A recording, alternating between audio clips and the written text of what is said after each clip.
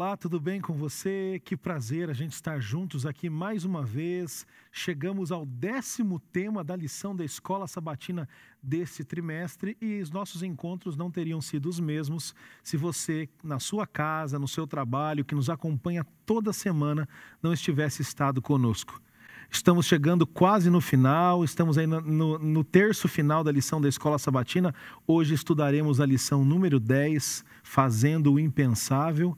Mas eu gostaria de te lembrar de você não deixar de se inscrever nos nossos canais do YouTube, do Facebook, seja pelo canal Adventistas Brasil, da divisão sul-americana da Igreja Adventista, seja pelos canais da Igreja do UNASP, Campus Engenheiro Coelho, que você continue nos acompanhando. Nós temos visto os seus comentários, nós temos gostado muito do que você tem repartido conosco, as suas experiências, e é assim que nós construímos esse espaço de estudo da lição da Escola Sabatina. Que Deus abençoe a sua família mais essa semana e que você se sinta bem conosco aqui para estudarmos esse tema tão especial que foi preparado com carinho pela Igreja Adventista, para que você que é membro da igreja ou você amigo, irmão de outra denominação que estuda conosco, possa crescer cada vez mais no conhecimento do livro de Isaías. E como você já sabe, como é de praxe a cada semana, eu tenho 2 convidados especiais aqui para estudarem, para debaterem esse tema conosco, o tema de número 10, Fazendo o Impensável. E eu quero então agora apresentar para vocês quem são esses convidados. Eu tenho comigo lá à extrema esquerda o pastor Adriane Mille. Pastor Adriane Mille, você já conhece, ele é professor das disciplinas de Teologia Sistemática na graduação e pós-graduação aqui do Seminário Adventista Latino-Americano de Teologia. E o pastor Adriane Mille também é um coordenador acadêmico da graduação do Seminário de Teologia. Pastor Adriane, seja bem-vindo mais uma vez, obrigado por aceitar o nosso convite. Muito obrigado, pastor Júlio, pelo convite. É bom estarmos juntos mais uma vez para discutirmos sobre uma mensagem tão importante que é a lição de Isaías. Muito obrigado. E para você que está nos acompanhando, eu quero apresentar o segundo convidado aqui. Pastor Adriane, hoje para mim é um peso e um privilégio, né? Porque eu tenho aqui comigo o pastor Renato Stencel, que além de ser o diretor do Centro de Pesquisas Ellen White, ou Centro White, ele também é professor da graduação e da pós-graduação em teologia. Trata das disciplinas de teologia e educação, que é a especialidade do pastor Renato, mas acima de tudo ele é meu chefe. Trabalho junto a ele ali como assistente do Centro White, então eu me sinto privilegiado, pastor Renato, a gente convive todos os dias, mas tê-lo aqui para estudar a lição é um privilégio ainda maior. Muito obrigado por aceitar o convite. Uma grande honra estarmos juntos, pastor Adriane, pastor Júlio, muito obrigado pelo convite também. Ok, então, para nós não demorarmos aqui na introdução, vou pedir ao pastor Adriane Mille para conduzir uma oração por nós e pelos nossos telespectadores e aí a gente vai entrar na temática, tá bom? Oremos ao Senhor. Nosso Pai querido, queremos louvar Teu nome pela bênção que nós temos de abrir Tua palavra, lê-la e também podermos conversar sobre os ensinos que estão ali. Em especial, nós temos aprendido muito sobre o livro de Isaías, essa mensagem tão maravilhosa que enfatiza a figura de Jesus Cristo como nosso Salvador. E nós queremos pedir que o Teu Espírito nos conduza agora nas discussões, nas ideias, nos pontos que vamos ressaltar ao dialogarmos sobre essa temática tão importante. Abençoa também a todos os que nos assistem nesse momento, que eles possam ter a Tua bênção e o Teu cuidado, pois é no precioso nome de Jesus que pedimos. Amém. Amém. E eu quero convidar você que está nos assistindo, em casa, no trabalho, seja no computador, no celular, para você abrir a sua Bíblia no nosso verso para memorizar desta semana, do tema 10, que está em Isaías, capítulo 53, verso 5. Você está vendo o texto aí na sua tela, leiamos juntos, diz assim: mas ele foi traspassado por causa das nossas transgressões e esmagado por causa das nossas iniquidades. O castigo que nos traz a paz estava sobre ele e pelas suas feridas nós fomos sarados. Eu já comentei com você aqui algumas vezes que o livro de Isaías, ele apresenta uma miniatura da Bíblia. Nós temos nos primeiros 39 capítulos uma concentração da mensagem de Deus de juízo para o seu povo, para outras nações. Assim como nós podemos dizer que há essa mensagem nos 39 livros do Antigo Testamento. Mas os 27 capítulos finais de Isaías, eles focam na pessoa de Jesus, no Messias, assim como é o foco do Novo Testamento.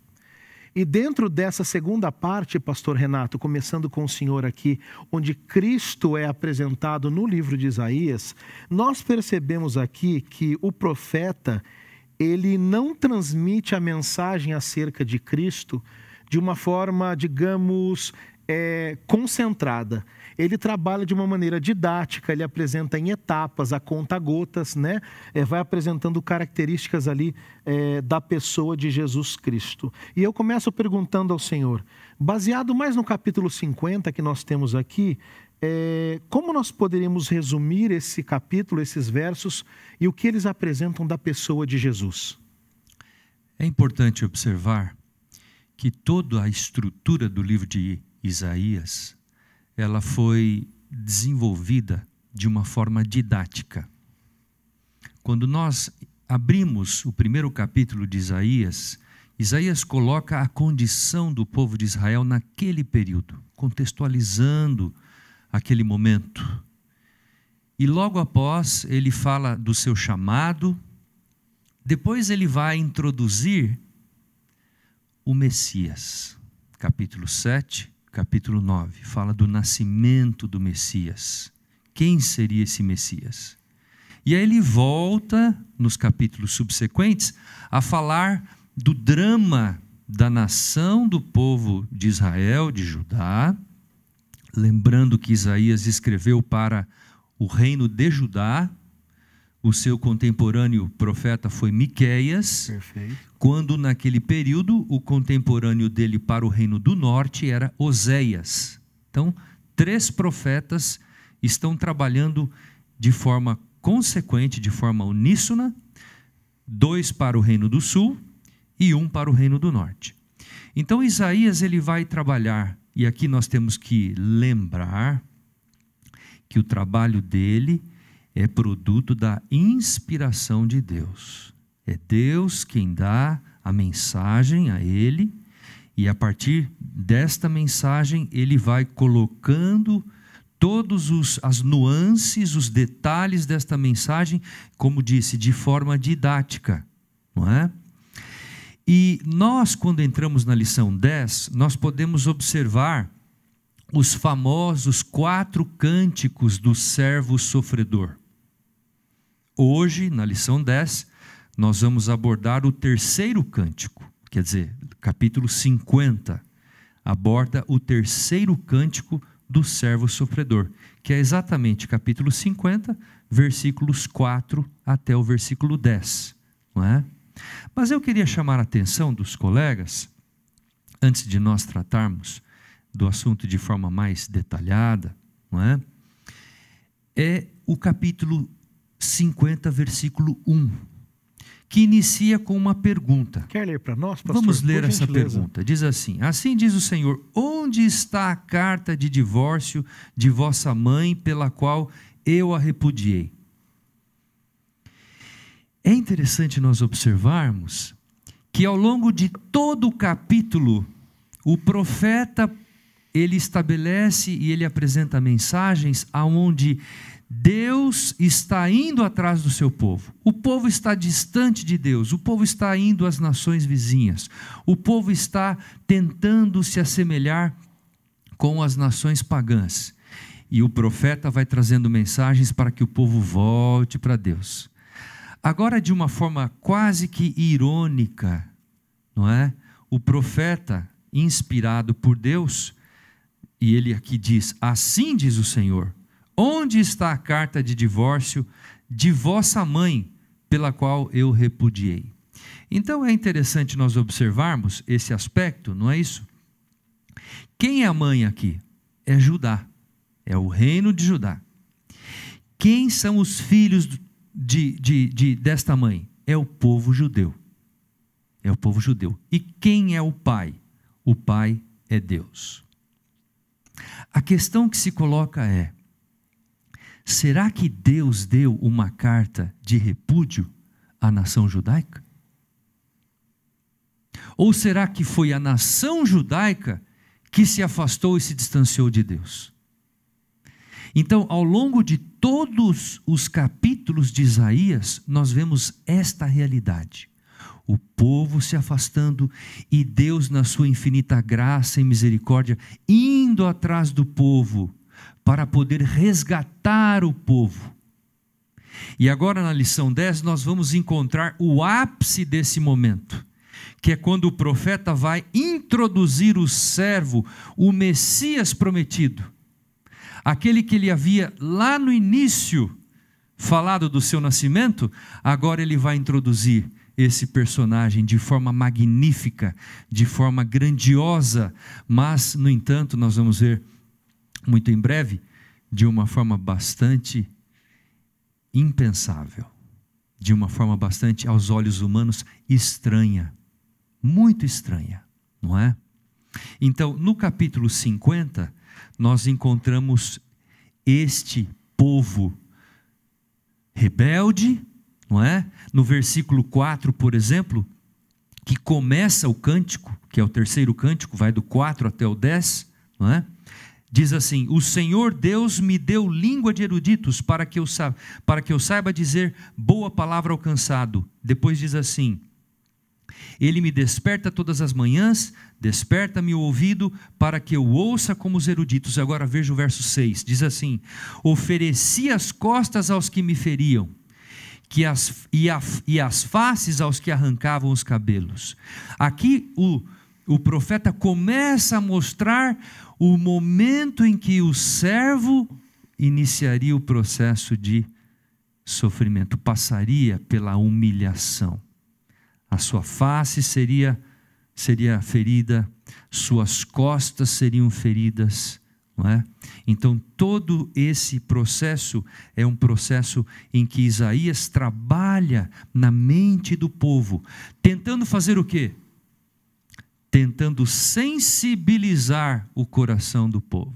Pastor Renato, é por isso que a lição de domingo vem apresentando como título a difícil verdade de Isaías, não é? É uma dificuldade muito grande entender, e aqui eu já vou ligar com a pergunta ao pastor Adriane. O texto o senhor leu me chamou muito a atenção, não sei se o senhor ainda quer complementar antes de eu passar ao pastor Adriane, mas me chamou a atenção o fato de Deus dizer: eu ofereço as costas, eu ofereço a face, ou seja, não foi forçado, foi voluntário. Com certeza. Foi voluntário. E por que essa mensagem era uma mensagem difícil? Porque o povo estava anestesiado. Pelo quê? Pelo pecado. O pecado havia anestesiado o povo, extraído da mente do povo a capacidade de discernir entre o certo e o errado, entre o bem e o mal. O povo estava imerso na idolatria, no paganismo, no culto aos ídolos. E por isso que Isaías tem uma difícil tarefa. Aliás, a tarefa de Isaías, ela é difícil ao longo de todos os capítulos, os 66 capítulos que ele escreve. E a gente sabe qual é o final dessa história. Depois a gente pode falar mais um pouquinho sobre isso. Ótimo, pastor. Segure aí para a gente avançar, temos muito a dizer aqui. Eu só me lembrei de uma frase agora, pastor Adriane, eu vou lhe fazer uma pergunta, mas um certo escritor disse certa vez: a religião é o ópio do povo, né? Mas a forma que o pastor Renato apresentou agora me veio à mente. O pecado é o verdadeiro ópio, porque ele anestesia, ele tira o senso de realidade do ser humano. Pastor, o poema do servo sofredor, Deus apresenta um Salvador que sofre, um Salvador que apanha, um Salvador que é esmagado e é moído. Quando na nossa mente hoje, muito formatada pela mensagem da educação ocidental, nós não enxergamos poder no sofrimento, pelo contrário. Aquele que sofre é o que não tem poder. Como alguém que sofre pode salvar? Então, esse poema que vai de Isaías 52:13 a 53:12, como ele revela Jesus como Messias e como prepara a nossa mente, ao que foi falado até aqui, e os versos a seguir nos preparam para entender esse papel do servo que sofre para salvar. A gente vai conversar um pouquinho sobre esse cântico do servo, né? Aliás, como o pastor Renato já mencionou, existem vários cânticos do servo ali nessa sessão de Isaías. Este é o último deles e o clímax, digamos assim, mais conhecido, né? A gente está se referindo ao cântico ali dos 52, 13 até os 53, né? Então a gente deve comentar alguma coisa sobre o conteúdo dele em outras questões da nossa conversa. Nesse primeiro momento, eu acho que vale a pena a gente ter essa visão ampla, como o pastor Renato já forneceu também, e a gente vai, digamos que, amarrando esses pontos. Perfeito. Né? Especialmente no ponto que você coloca do sofrimento, como é que isso é inesperado, como isso não é assim... O termo aqui é impensável. Impensável, né? Exatamente. Então, como a gente já conversou aqui em lições anteriores, e mesmo nessa também, com a introdução do pastor Renato, o início de Isaías é um início que trabalha muito com a realidade, digamos, mais imediata da audiência do povo, da época dos contemporâneos de Isaías, vamos dizer assim, não é? O problema deles era tão grande que o primeiro capítulo não é uma introdução do ministério de Isaías. Isso vai aparecer no capítulo 6. O problema é tão urgente que ele já precisa lidar com o pecado.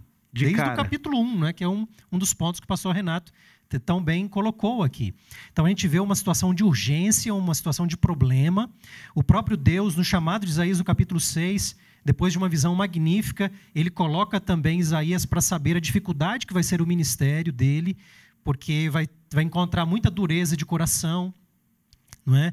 Ele vai lidar com líderes que não vão querer ouvir. Acas vai ser um deles também. Ezequias acerta em muito, né? Que aí na linhagem de Acas, ele acerta em muito, mas no final também a coisa destoa, como nós já estudamos anteriormente. E aí o capítulo 39, que vai fechar essa sessão histórica, vai dizer assim, mais ou menos, não tem jeito, o exílio vem. Não é? O juízo é certo. O juízo, ele é certo, não tem o que fazer. Mas ainda assim, a despeito dessa primeira sessão até o 39, enfatizar tanto essa realidade do pecado e do juízo, nós temos flashes de esperança. Esperança de que é possível se arrepender, é possível ter um outro caminho. Não é? Flashes também do Messias, como o pastor Renato já colocou também, ele já vai aparecendo, não é? Ao longo de capítulos iniciais. Mas essa esperança, ela não é uma esperança, digamos que concreta para evitar o exílio nessa altura do campeonato, quando a gente entra no capítulo 40. Não é? Então, quando nós entramos no capítulo 40, nós temos uma projeção de esperança para além do exílio. Mesmo que vocês escolheram da maneira como vocês escolheram, e aí eu acho que a leitura do pastor Renato é muito interessante, dos versos que ele trouxe aqui, da infidelidade, não é verdade? Então, mas mesmo depois do problema do exílio, haverá esperança. E aí a gente tem os cânticos do servo. Temos 4 deles, normalmente colocados. No capítulo 42 nós encontramos o primeiro, no capítulo 49 o segundo, no capítulo 50, que foi o que o pastor Renato leu, o terceiro, e o clímax de todos eles é esse que você mencionou, do 52 ao 53. Aí eu estou sendo mais amplo na minha fala em relação aos versos, né? Então a gente tem esses cânticos que aparecem aí. Agora você fala assim, sofrimento, o que isso tem a ver com sofrimento? Quem quer ser libertado espera um rei forte, poderoso, um libertador, não uma pessoa que está sofrendo. Exatamente. E aí o que é curioso quando nós vamos ler esses cânticos em detalhes? E a pergunta que se levanta quando nós lemos esse cântico é a mesma pergunta do etíope, lá de Atos capítulo 8, que está retornando e lendo Isaías, especialmente esse último cântico. Bem lembrado. E ele vai perguntar, de quem ele está falando? É ele mesmo? É outra pessoa? E aí a gente vai ter debates na teologia também para identificar. O que a gente percebe lendo os cânticos, eu não vou citar aqui passagens específicas, mas eu posso mencionar depois, até mesmo para não tomar tanto tempo na minha primeira fala, mas você percebe que em alguns momentos o servo é o próprio Israel, no sentido amplo, não é? Sim. Judá primário, sim. Né? Mas Israel no sentido amplo. Jacó, às vezes, é mencionado também. O servo, Israel. Mas a gente continua lendo e a gente percebe, mas também não é só Israel, porque Israel não consegue dar conta de tudo. É um indivíduo, né, que está sendo mencionado ali. Curioso, quando a gente vai ler esse último cântico que você mencionou, a gente tem pronomes pessoais para eu. Normalmente o eu é o Senhor, é Deus falando sobre o seu servo. Nós temos o próprio ele, que é o servo, e nós temos o nós, que o profeta ele se inclui nesse nós. Então veja, existe uma interação onde existe um servo e existe nós. Né? Você tem, além da nação, você tem um personagem. Né? E é curioso que o Novo Testamento vai elaborar a perspectiva de que Jesus é o novo Israel. Então a gente aqui não está... É Israel ou é Jesus? As duas em coisas. Essência vai ser Jesus, a gente não está negando isso. Sim. Mas Jesus vai ser, digamos assim, o novo Israel. Se a gente vai para as tentações no deserto em Mateus, quando ele vai citando a palavra de Deus, nem só de pão viverá o homem, não é? Ele vai citando experiências do povo de Israel. Ele é o novo Israel, passando pelo deserto, 40 dias, veja. O povo de Israel passa ali também. Ele vai, digamos assim, corporificar a figura de Israel. E aqui vem o ponto, depois a gente dá essa volta tão grande, chegar na sua pergunta. Veja que os sofrimentos são de Israel.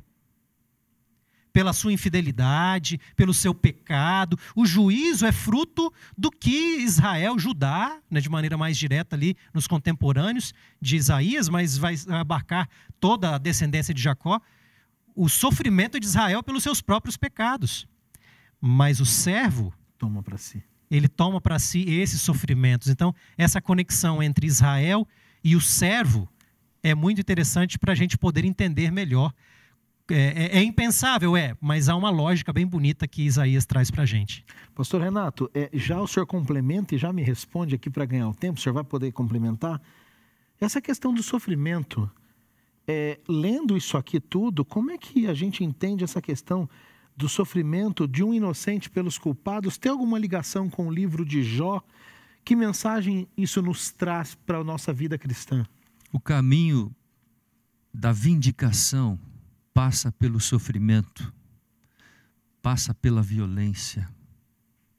Por quê? Porque o salário do pecado é a morte.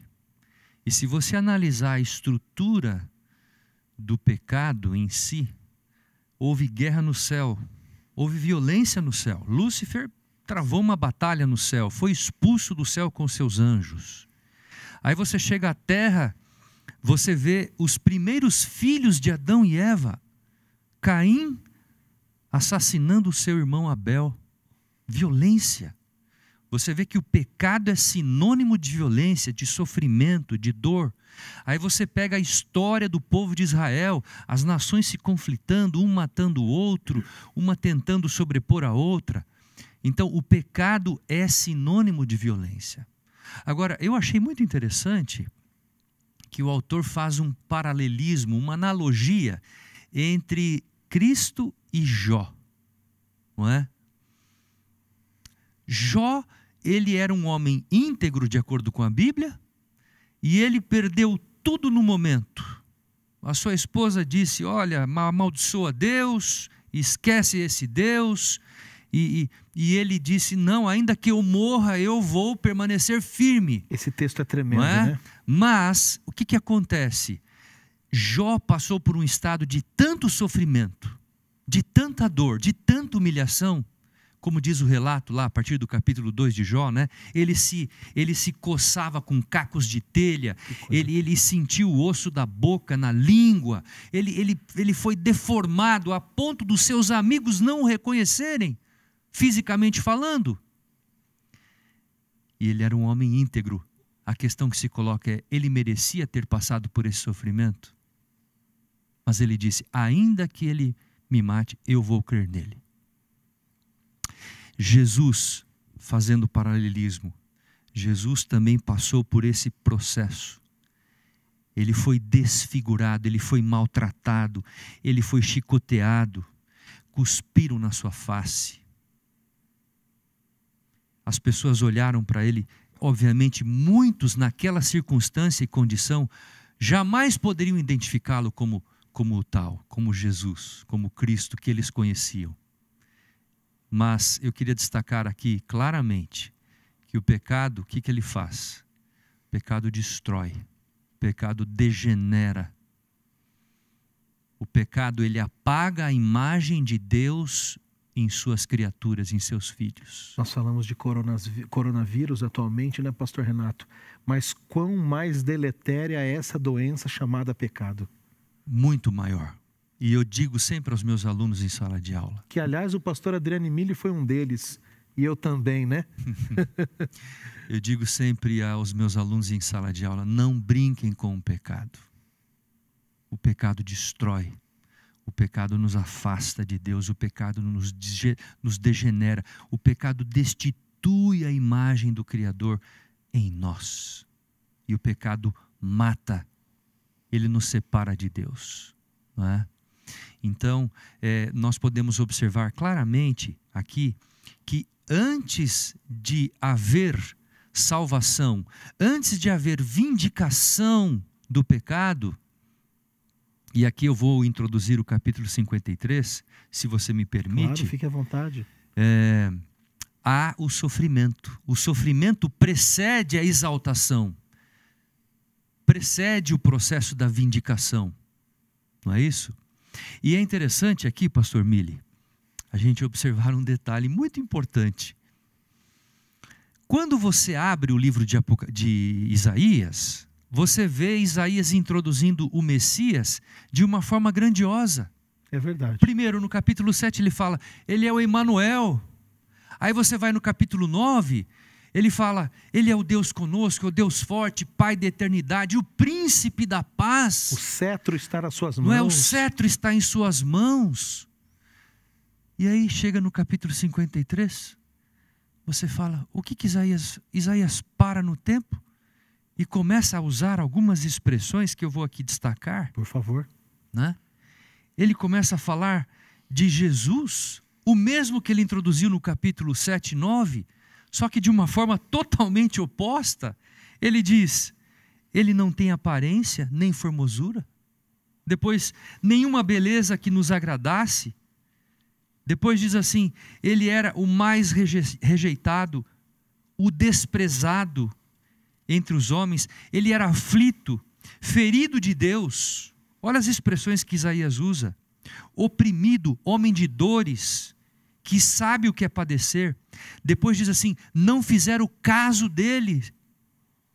Não é? Ferido de Deus. Depois diz assim, ele foi humilhado, não abriu a boca, como cordeiro foi levado ao matadouro, como ovelha muda foi contado com os transgressores e por eles intercedeu. Que contraste isso! Isso é uma coisa tremenda, não é? No mesmo livro, o mesmo personagem, que é Deus, é apresentado pelo mesmo profeta de forma tão distinta, tão contrastante, não é? Agora, eu fico perguntando por que Isaías, inspirado por Deus, usa essa estratégia literária? Porque ele queria alcançar o coração do povo. Ele queria mostrar quão longe o povo estava de Deus, quão longe o povo estava do ideal, do plano que Deus havia estabelecido por Deus. Só que o povo não entendeu isso. O pecado era tão avolumado, estava tão avolumado na vida, na experiência do povo, que o povo não entendeu essa mensagem. E é tão verdade isso, que se você projetar esse fato para 700 anos depois, o povo também não vai reconhecer a Cristo, não vai aceitar a Cristo, porque ele vem como uma pessoa comum. Agora, vem uma outra lição aqui, pastor. Será que o povo tinha lido a palavra? E eu quero fazer agora um destaque, eu quero dar um destaque aqui a você, meu querido amigo que nos escuta nesta manhã. Se nós não estudarmos a palavra de Deus, nós também não reconheceremos o Messias. Nós não saberemos o tempo de sua vinda. Nós precisamos estar atentos e sermos leitores, examinadores da palavra de Deus. Porque quando Jesus veio a esse mundo, diz a palavra que ele veio para o que era seu, mas os seus não o receberam. Por quê? Porque não reconheceram como tal, como Messias. Pastor Renato, que tremendo. O senhor falava aqui, e eu não sei se vocês perceberam, você que está em casa me ouvindo, eu fiquei emocionado ao ver a imagem desse Cristo, que é todo-poderoso, que é criador dos céus e da terra, mas aquele apresentado como alguém que passa pelas mesmas lutas e durezas da vida, pelas mesmas dificuldades. E se você que está nos ouvindo agora passa por algum problema familiar, perda de emprego, de saúde, eu queria dizer para você que esse Cristo apresentado em Isaías, ele passou por tudo o que passou para que você fosse vitorioso. Se apegue a ele hoje, assim como nós nos apegamos. E pastor Adriane Mille, dentro dessa introdução, e eu repito, emocionante aqui do pastor Renato, né? Quase sempre quando o pastor Renato prega eu choro, isso é normal, pastor, isso é comum, né? Sempre mensagens assim que tocam o nosso coração. Pastor Mille, há esperança para nós? Com tantos erros, pecados que cometemos, como a imagem desse servo nos ajuda a olhar para ele, olhando para ele, como essa imagem desse servo todo-poderoso, mas tão vulnerável, me ajuda a entender que há esperança para mim, para a minha vida. Talvez você tenha nascido na igreja, como muitos nasceram, mas talvez você tenha tido uma vida passada de pecados, se culpa, ou passa sofrimentos. Como isso pode nos dar esperança, pastor? A imagem desse servo. Nós somos, então, esses inalcançáveis que Isaías apresenta? Eu creio que, na sua excelente pergunta, a gente pode conectar aquilo que a gente estava falando antes também. Havia esperança para um povo que iria enfrentar o julgamento de Deus? É o povo de Isaías, os seus contemporâneos, a história de Israel. O exílio vem, não tem jeito, e o julgamento virá. Só que o curioso é que esse sofrimento de Israel, que é causado pelos seus próprios pecados, de alguma forma é projetado na figura de um Cristo que é, por excelência, o grande servo, que vai tomar sobre ele esse castigo que não era dele, né? Então, essa conexão profunda entre Israel e Cristo, em Isaías, é a conexão profunda que o Novo Testamento vai elaborar sobre Cristo e a humanidade de uma forma ampla, não é verdade? Mas, pastor Adriane Mille, alguém que está em casa pode se perguntar assim, mas eu não tenho culpa disso daí. Eu não errei, eu não era Israel, eu não cometi esse pecado, por que que eu hoje tenho que conviver com isso? Bom, aí a gente abre uma questão de várias facetas, né? Eu sou bom, eu não mato ninguém, uma delas é que mais cedo ou mais tarde o pecado ele vai se revelar na nossa vida. Ele já está presente, ele se revela de uma maneira mais patente, né?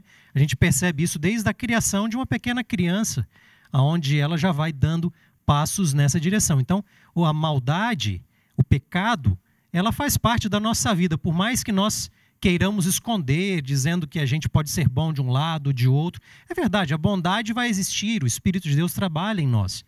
Mas a maldade também está presente em todos os momentos da nossa trajetória. Essa é uma visão individual, né? Agora, uma outra visão, que é essa visão que você está falando também, nós temos que perceber que a vida não é apenas individualista. Ela tem uma dimensão corporativa. Então, vamos ter um exemplo aqui. Se o Brasil entra em guerra com os Estados Unidos, por exemplo, hipoteticamente, o Brasil é um país bem pacífico, né? E a gente não tem problemas de guerra. Mas digamos que isso ocorra. E eu vou ao consulado norte-americano, que por sinal agora está fechado por conta da pandemia. Mas eu estou criando aqui uma situação bem hipotética. E eu quero ter o meu visto. O consulado vai olhar para mim e vai dizer, olha, não existem relações diplomáticas entre o seu país e o nosso, a gente não pode fornecer o visto. E aí a gente pode dizer assim, mas eu não tenho nada a ver com isso. Não fui eu que criei a guerra, não fui eu quem criei o problema e tudo mais. Mas não é bem assim que as coisas acontecem. Eu faço parte de um povo maior, certo? Então, em alguns momentos, eu também colho consequências de outras pessoas que fizeram escolhas por mim. Isso pode acontecer no contexto da família, pode acontecer no contexto do trabalho, pode acontecer em vários contextos. Então, o primeiro ponto que eu quis colocar é, o pecado ele está presente na minha vida sim, queira eu enxergar ou não. Perfeito. E o segundo ponto é que o pecado de outros também me afetam, quer eu goste ou não. Né? E a verdade é que Jesus está trazendo esse pacote. Se tem alguém que não tinha de fato nada a ver com isso, era a figura de Cristo, e não a minha ou a sua pessoa, né? Ou outra pessoa que pode perguntar. Cristo é o servo que trouxe tudo isso para ele. Né? Então, quando a gente percebe essa dimensão, a gente fica maravilhado ao observar que, e eu vou até pontuar, porque eu mencionei antes de maneira mais geral, mas agora eu vou tentar pontuar o senhor prometeu, de forma mais específica. Vamos né? cumprir a promessa. Isaías vai falar de Israel como servo, ou Jacó como servo, em textos como Isaías 41, verso 8, 44, verso 1, 49, verso 3, que é o sentido coletivo do servo, o povo de Deus, que é um povo que sofre por conta dos seus próprios pecados, sofrendo juízo. Mas quando nós vamos para uma passagem como Isaías 49, 5 e 6, por exemplo, é uma referência de que é um indivíduo que está ali como servo. E isso se torna mais patente ainda nos casos que eu mencionei do capítulo 53, que é o clímax, né, dos 4 cânticos, começando no 52, 13. Ele não começa bem no verso 1 ali, é um pouco antes, mas a gente tem esses 3 personagens. O eu, que normalmente é o Senhor Deus, o ele, que é o servo, e o nós, que, de alguma maneira, dependemos da culpa que esse servo está carregando. Né? Então, a gente percebe que o próprio Israel, o nós, ele depende desse alguém que está trazendo para cima de si toda a culpa, todo o pecado para carregar em nosso favor. É interessante, eu vou destacar aqui um pensamento dos testemunhos do Espírito de Profecia, que o momento em que se dramatiza aquele drama, né, aquela cena do Calvário, o que acontece perante o mundo, perante o reino celestial e perante os outros mundos que não caíram em pecado? Pastor Renato, então o senhor está querendo dizer, agora para você que está me ouvindo, presta atenção nisso daqui. O senhor está querendo me dizer que a morte de Cristo na cruz causa um impacto local, mas também cósmico, é isso? Teve implicações cósmicas. E a revelação nos mostra isto de forma clássica. Patriarcas e Profetas, que é um livro escrito por Ellen White, na página 38, diz assim, que o evento da morte de Cristo foi maravilha para todo o universo. Que Cristo, ao se humilhar para salvar o homem caído, que aquele que passara de uma estrela para outra, de um mundo para o outro, dirigindo tudo, suprimindo pela sua providência necessidades de toda a ordem de seres em sua vasta criação, que ele, este ser, consentisse em deixar a sua glória e tomar sobre si a natureza humana, era um mistério que os seres sem pecado de outros mundos desejam compreender. E nós sabemos que quando nós chegarmos no céu, os salvos em Cristo, nós teremos 2 grandes temas que vamos estudar pela a eternidade, do século sem limite. Primeiro, são 2 grandes mistérios. O mistério da piedade, que é esse que nós estamos estudando. Cristo abandonando o céu, se tornando como um de nós, como um pecador, assumindo o pecado de todos nós sobre si, como diz lá Paulo em 2 Coríntios 5, 21, ele se fez pecado, não é isso?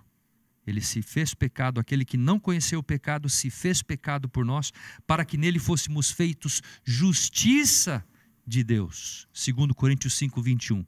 Então, esse mistério de Cristo abandonar o céu para se tornar como um de nós e tomar os pecados nossos sobre si, será estudado pelo século sem limite da eternidade. Segundo grande mistério que nós vamos estudar na eternidade é o mistério da iniquidade, ou seja, a origem do mal, do pecado, lá no céu, como isso se deu, como isso se transferiu para a terra.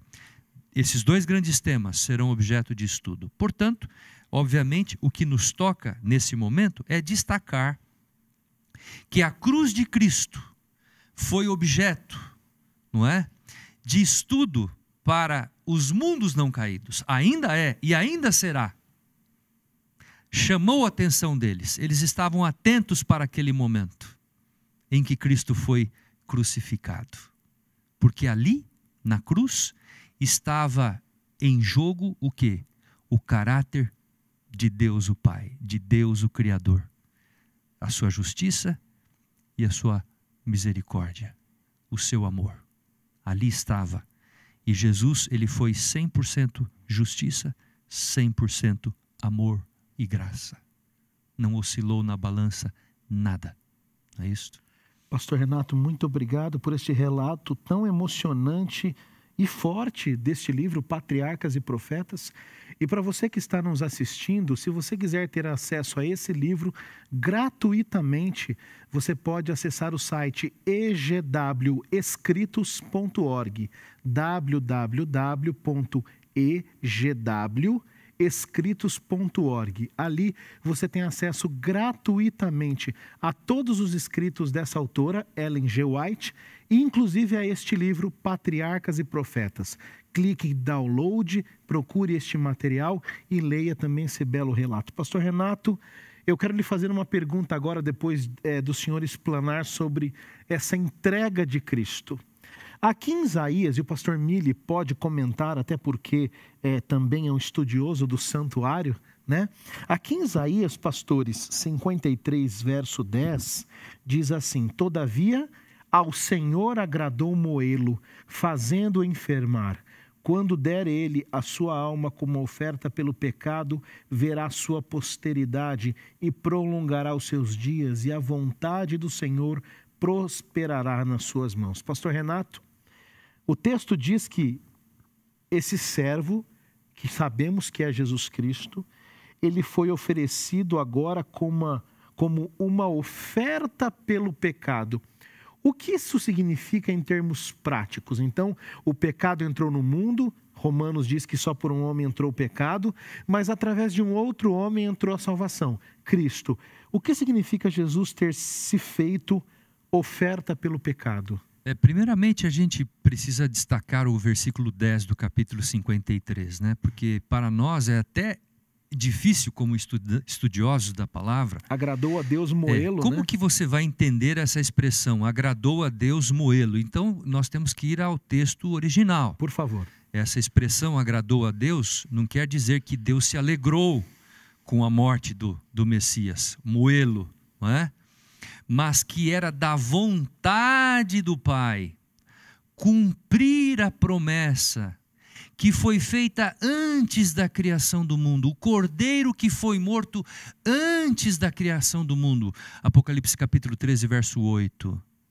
Então, o plano que estava estabelecido por Deus antes que fora criado o mundo, deveria se cumprir. Então, essa palavra agradou significa que a vontade de Deus se cumpriria através da morte do Messias. Muito bem. É claro e óbvio que não havia nenhuma alegria no céu pela morte do Messias. Vendo o sofrimento que ele passou, os anjos choraram no momento em que ele foi crucificado, não é? Houve uma comoção tremenda. E quando ele fala, meu Deus, por que me desamparaste? Pendurado no madeiro, não é? Ele é lançado na cruz e ele é deixado a sós. Ele se sente, não é, com todo o peso, o fardo do pecado do mundo inteiro sobre os seus ombros.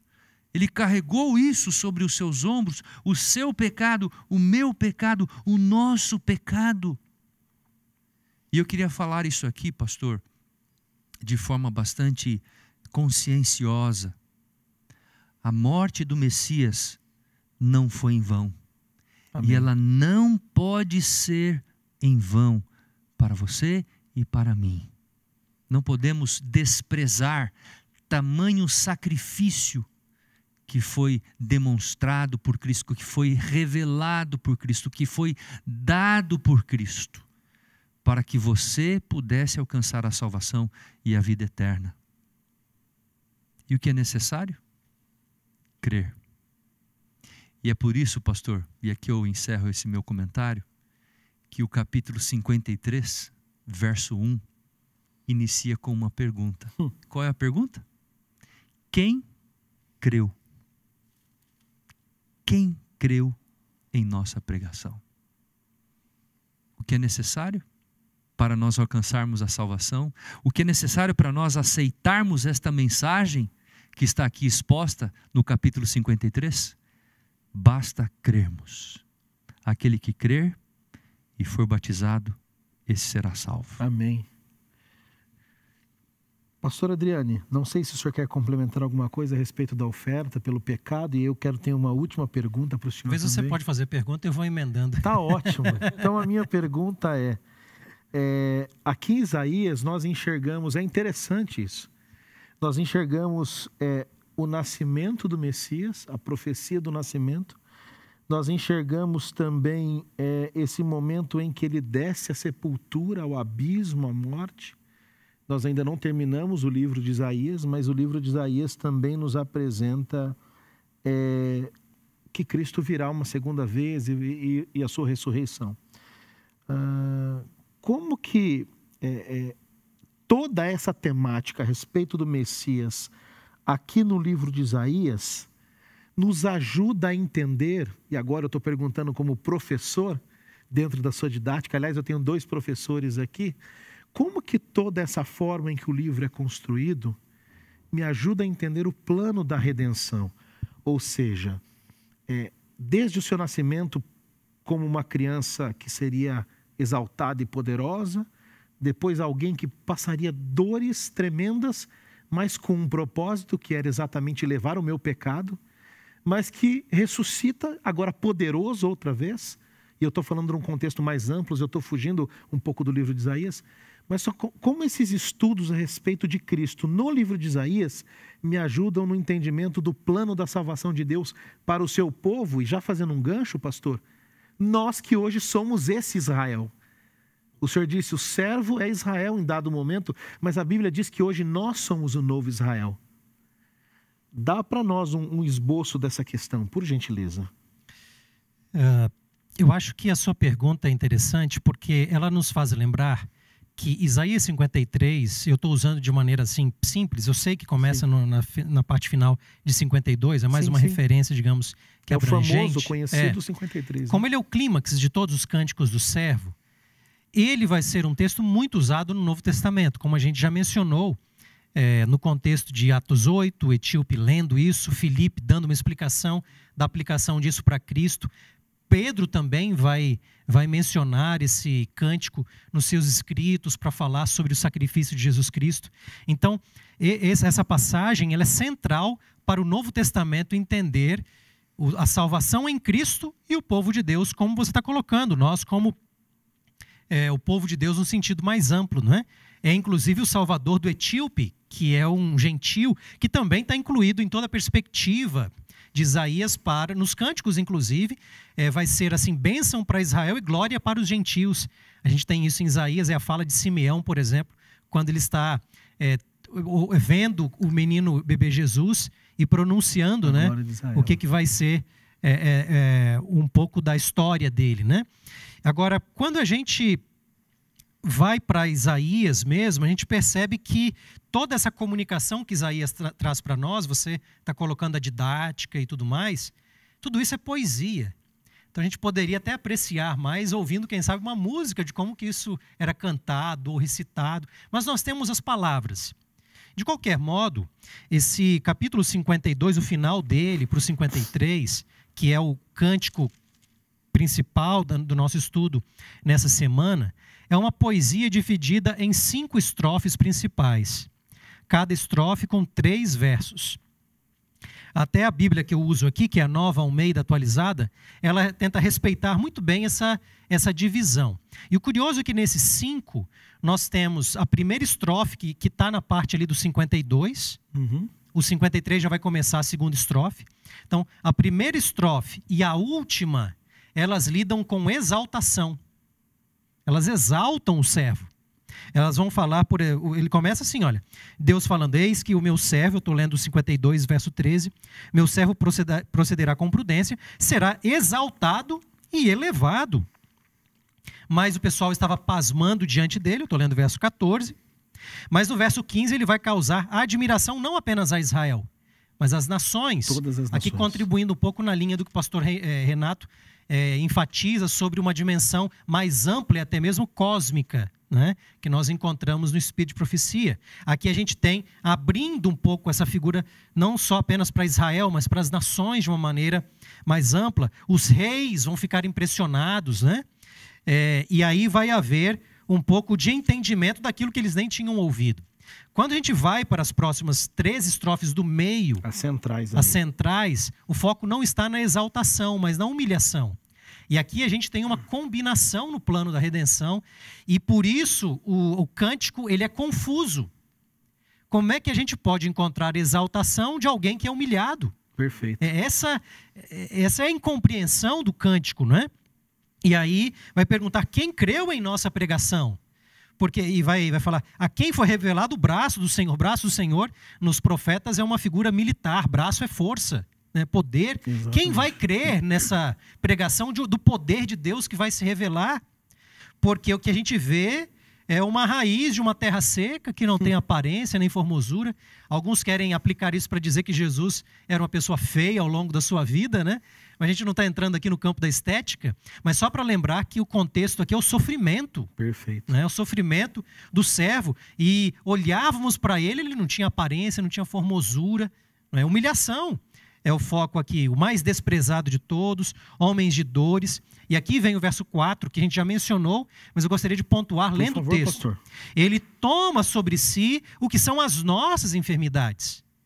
Veja, se a gente lembra que Israel era mencionado inicialmente como servo, né, estava sobre ele o juízo do pecado, mas o servo Cristo vai tomar sobre ele. E ele vai ser ferido de Deus, oprimido, traspassado pelas nossas transgressões. Veja aqui o pronome, né? Ele e nós, nossas, né? Esmagado pelas nossas iniquidades. Aqui vem imagens, aí você perguntou se eu queria comentar sobre o santuário, né? Todos nós desgarrados como ovelhas. Então aqui começa a imagem da ovelha.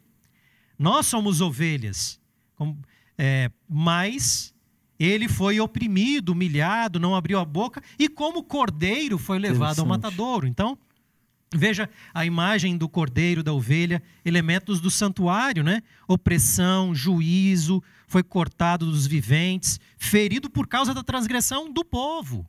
É substitutivo, né?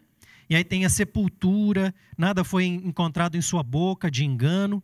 E aí vem o verso 10 que o pastor Renato mencionou. Ao Senhor agradou esmagá-lo, fazendo sofrer.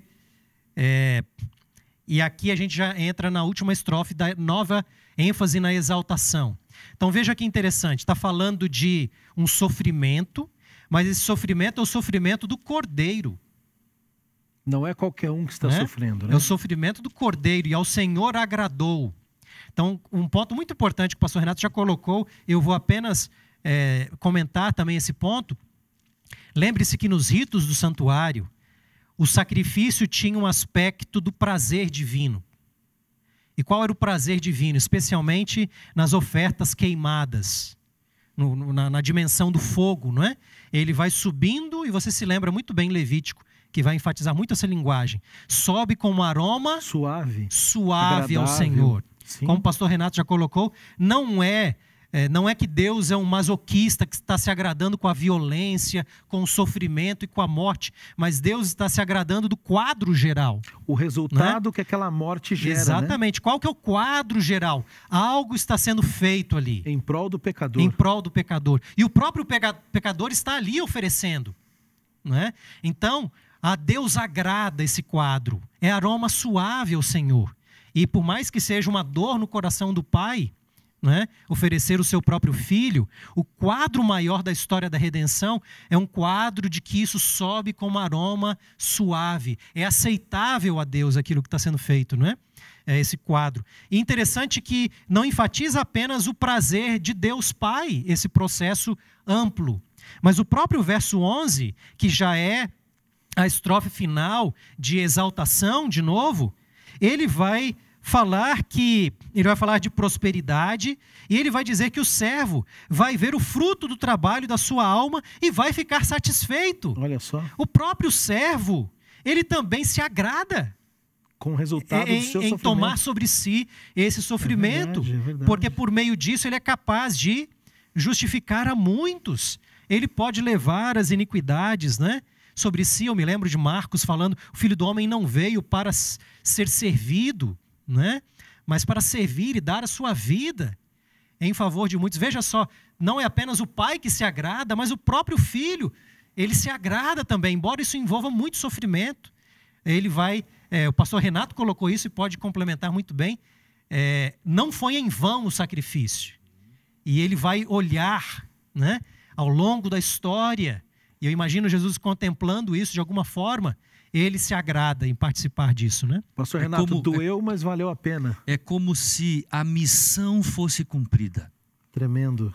Dá-se essa impressão de que o céu trabalhando junto, o plano da redenção na cruz se consuma, se executa, não é? Consuma, não é isso?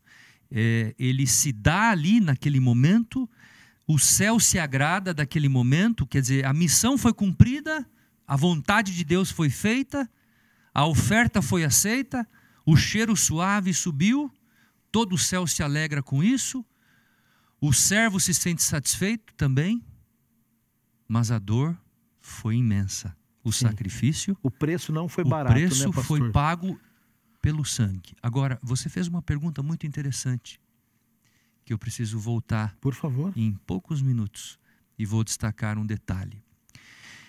Ao longo do livro de Isaías, as profecias dadas por Deus a Isaías eram de que Deus sempre iria libertar o povo se o povo se voltasse a Ele.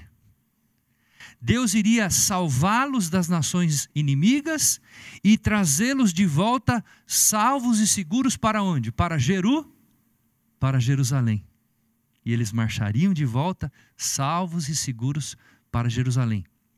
E assim aconteceu com os egípcios, assim aconteceu com os assírios, depois com os babilônios, não é?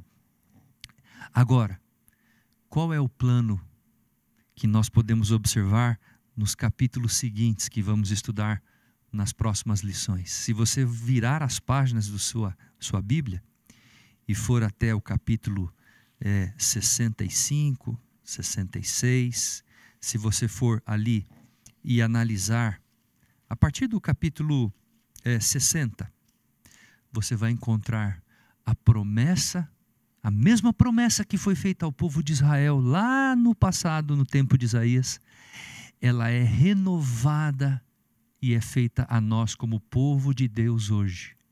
Só que agora, Deus vai nos libertar deste mundo, do pecado que habita e impera neste mundo, e vai nos levar não para Jerusalém, mas vai nos levar para a nova Jerusalém, que é o céu.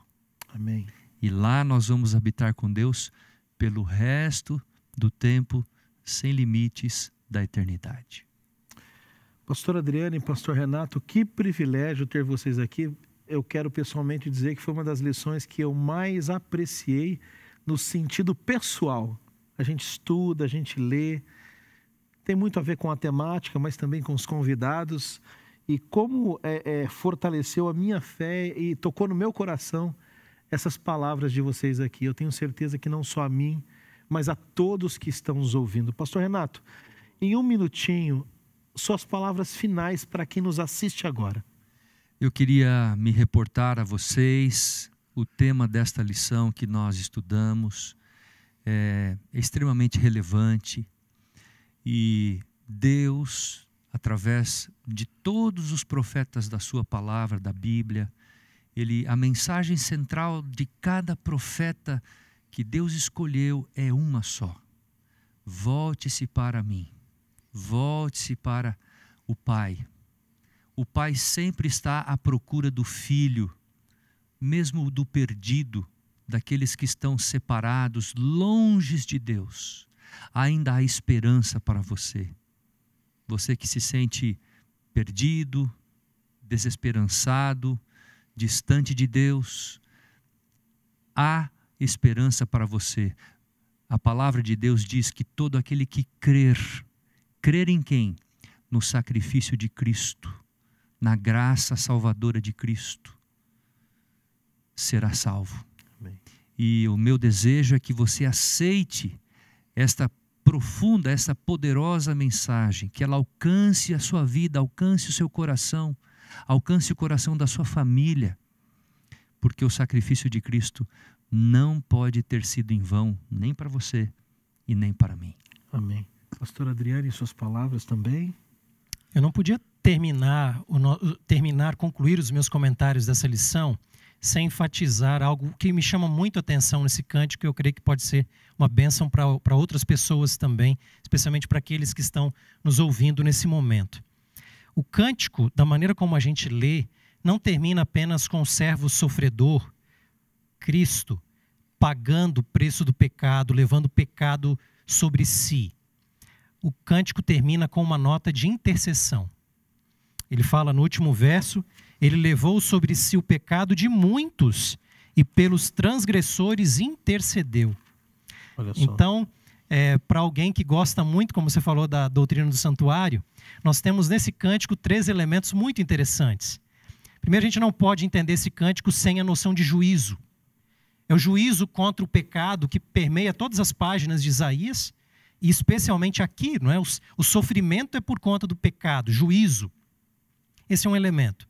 O outro elemento é que existe esse pecado sendo carregado, existe um sacrifício, não é? Por conta do nosso pecado, nós, olhando para ele na linguagem do cântico, não é? E um terceiro ponto, a ideia de intercessão, que essa é uma ideia interessante. Então, juízo, oferta pelo pecado e intercessão. Estão aqui os 3 elementos principais da doutrina bíblica do santuário, que é tão apreciada na igreja adventista, não é? A gente aprende tanto sobre essa doutrina. E olhando para isso, Isaías não vai elaborar em todos os detalhes. Na cruz a gente vê um Jesus que carrega o pecado e já ali ele intercede. Não é? A gente lembra lá da figura do ladrão da cruz, por exemplo, e ele intercedendo também pelos soldados: Pai, perdoa-lhes porque não sabem o que fazem. A gente já tem esse quadro ali, mas a gente percebe nas outras páginas das Escrituras, esses elementos são elaborados em detalhes ainda mais fortes, de como que esse Cristo, ele não apenas carrega o meu pecado, mas intercede por mim e por você no santuário celestial. Então, olhando para esse cântico, o sacrifício de Jesus não pode ser em vão. Não pode ser. O preço foi muito alto, como nós falamos aqui. E Jesus olha para frente e tem prazer em observar o fruto do seu trabalho. Então, fica aqui o nosso apelo para que, tanto eu como você também, não permitamos que esse sacrifício tenha sido em vão, de maneira nenhuma. Vamos fazer parte desse prazer de Cristo, que não apenas se ofereceu em nosso favor na cruz do Calvário, mas hoje intercede em favor de cada um de nós, e ele não teve prazer apenas ao oferecer o seu corpo na cruz, ele tem prazer hoje também ao interceder em favor de cada um de nós. Então, que nós possamos dar esse prazer para Jesus, né? E também sentir esse prazer de receber a salvação em Cristo Jesus. Amém, pastor Adriane, obrigado. Depois dessa lição tão rica, pastor Renato, o senhor que está vindo aqui pela primeira vez nessa temporada, fica o convite para retornar. Faça oração nesse momento, por gentileza, por nós e por todos que estão nos assistindo também. Oremos. Grande Deus, louvado seja o teu nome pelo maravilhoso plano da salvação eterna na pessoa de Jesus Cristo. O plano da redenção que foi estabelecido antes da fundação do mundo. Louvado seja o teu nome por tua fidelidade, porque como um Deus justo que és, tu executaste este plano através da pessoa do teu Filho amado Jesus Cristo, que, como estudamos nesta lição, se fez um de nós, como servo sofredor, morreu na cruz, entregando a sua vida, dando o seu sangue para que nós pudéssemos obter o perdão para os nossos pecados.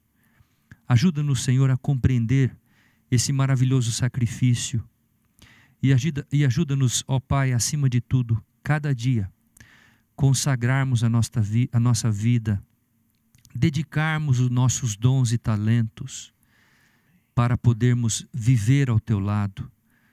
Permita que o Teu Espírito nos aproxime a cada dia de Jesus Cristo, para que a sua imagem, a sua semelhança, o seu caráter sejam restaurados em cada um de nós.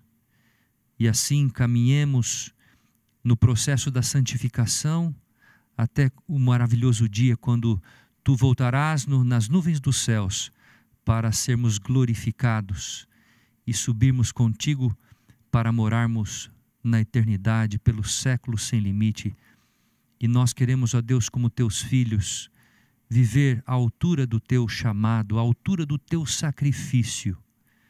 Obrigado, ó Pai, porque Tu estás ao lado, Jesus Cristo, Teu Filho, está ao Teu lado, intercedendo por nós.